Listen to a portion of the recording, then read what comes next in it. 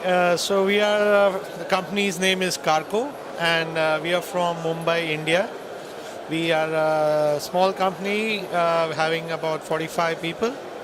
We started our services in the year 2004, but our main service of animated safety videos is since 2007. We've been doing this for 10 years, and we are providing 3D animated marine safety videos for ships and for training of seafarers globally.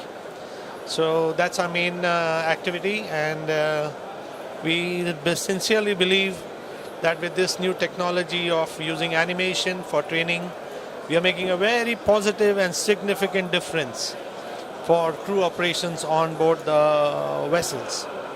And that's our main service that we are doing right now.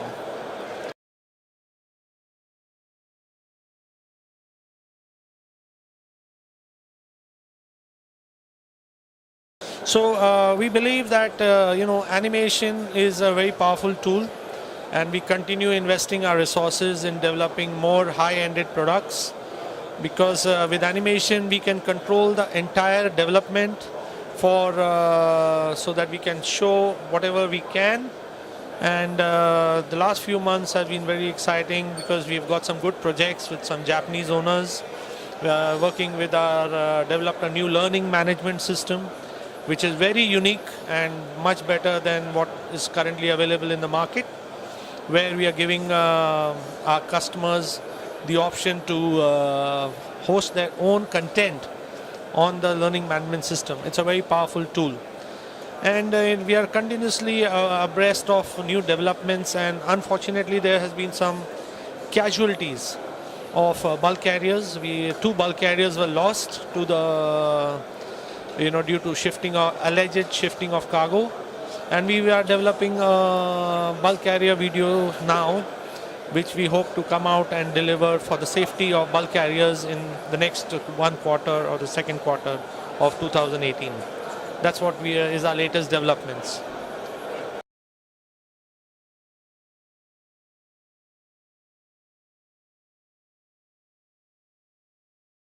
So continuing with just what I mentioned a few moments ago. So we are adding a brand new version of our learning management system, which we are calling as Learning CBT version 2.0, and where unique features, very high-ended graphics are going to be incorporated, so that the managers and the ship operators can make good analytical decisions based on the inputs they will get from the software. So that's our latest development, and we continue to add more animated safety videos to deal with the requirements of the industry, and that's what is going on with the latest developments.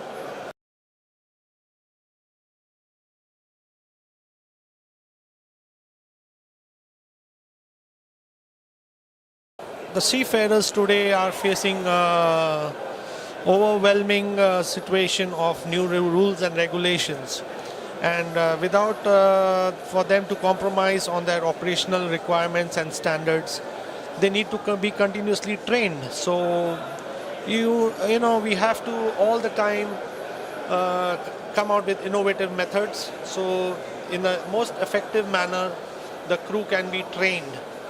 And where we feel that as the new regulation, because maybe environment, maybe safety, maybe labor rules and regulations, so the crew needs to be trained on a continuous basis. So if we do not come out with effective solutions, we will lose this initiative, and we will be facing a big troublesome of non-compliance from the crew.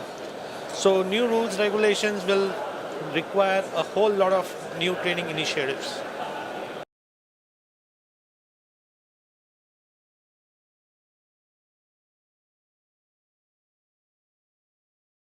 So we have this, we heard a new term recently of Alpha 2 generation.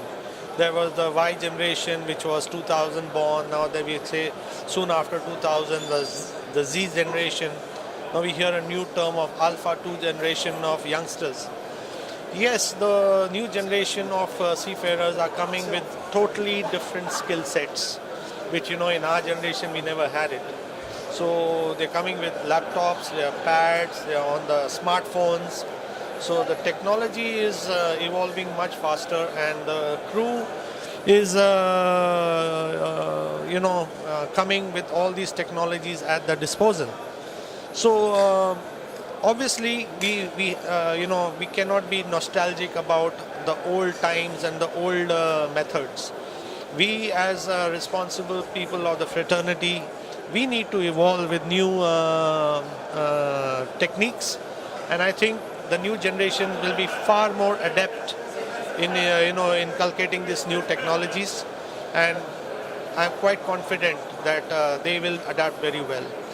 And of course, for the future, nobody has that crystal ball to look into and say what will happen 30 years. But yes, an educated guess can be made. But the guess cannot be based on anything that has happened so far.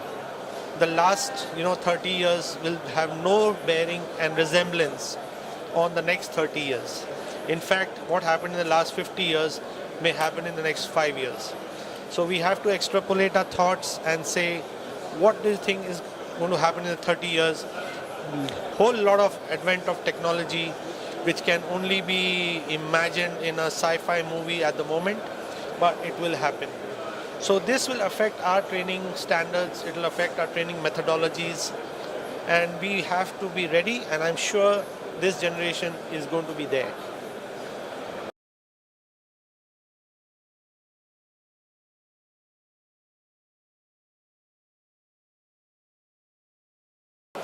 Yes, technology is going to be the backbone of any initiative that is going to be put in place for training of the seafarers.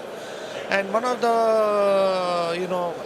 for all the doubting Thomases who feel that, the new advent of technology is not relevant, I must tell them that we have a recent, a worldwide phenomena taking place of the blue whale challenge, where youngsters have been reported to be committing suicides. So my point is that if individuals can be influenced, to commit suicide by an online gaming, so that content has a huge impact on the way people think. So may it be virtual reality or augmented reality or animation, it will have the power to change the way people think. The days of the individual mentoring, man-to-man mentoring are almost over.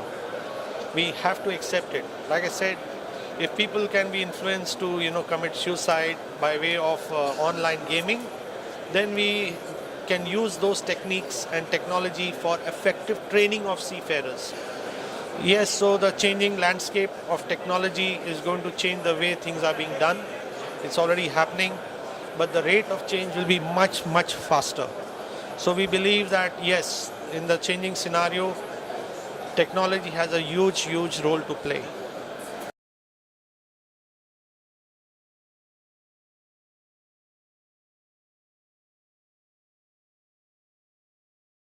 Yeah, so we have always a question being asked, that is the shipping lagging behind other industries, even the other industries of transportation like airlines or other industries of education in the conventional training or conventional education. Yes, so we have the shipping always lagging behind for the simple reason it's the only truly international industry. So every segment of every part of the world responds on its own needs. So there's very little uniformity which we may not experience, we may not face in other industries. But shipping is unique. So there is always a compulsion to respond. Nobody does it in the shipping industry. There is very little initiative or incentive to do it voluntarily. The changes are driven by flag states, by oil majors or port state control regimes.